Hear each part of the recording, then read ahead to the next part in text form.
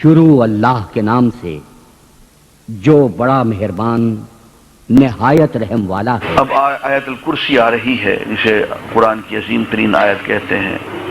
یہ آیت نمبر 255 ہے سورہ بقرہ کی، اور یہ آیت اگر سمجھ میں آ جائے، اگر ہر نماز کے بعد سمجھ کے پڑھ لی جائے، تو حضور نے فرمایا کہ پھر جنت میں داخلے کا یہ سبب بن جاتی ہے، اور صرف ایک چیز ہے وہ جو جنت کے راستے میں رکاوٹ ہے، اور وہ موت ہے۔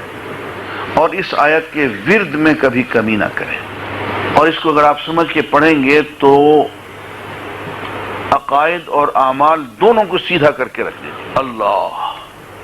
اللہ کے بعد وقف ہے، اور اس اللہ کے وقف سے ایک بات جائز ثابت ہوتی ہے کہ اللہ کا ذکر یوں بھی کیا جائے کہ صرف اس کے نام کا ذکر ہو، اللہ اللہ اللہ، جیسے قرآن میں وَاذْكُرِ اسْمَ رَبِّكَ، اللہ کے اپنے پروردگار کے نام کا ذکر کیا کرو، اللہ لا الہ الا ہو، اس کے سوا کوئی عبادت کے لائق نہیں۔ الہ کے 5 مفہوم ہیں دوستو۔ الہ بمعنی معبود، وہ ذات جس کی عبادت کی جائے۔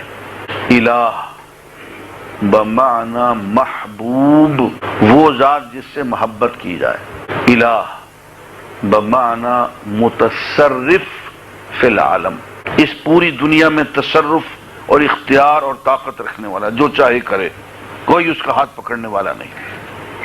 الہ بمعنی مرجو، وہ ذات جس سے ہر امید رکھی جائے، ہر امید رکھی جائے اور ہر دعا اسی سے کی جائے۔ الہ بمعنی مخوف، وہ جس سے ڈرا جائے، وہ ساری طاقت اسی کے پاس ہے، نفع نقصان سب اسی کے ہاتھ میں، اس سے ڈرنا چاہیے۔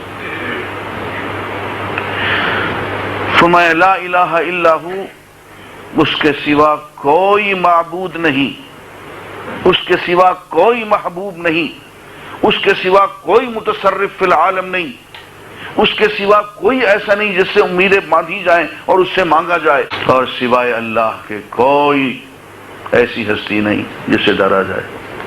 میرا دل بدل دے، میرا دل بدل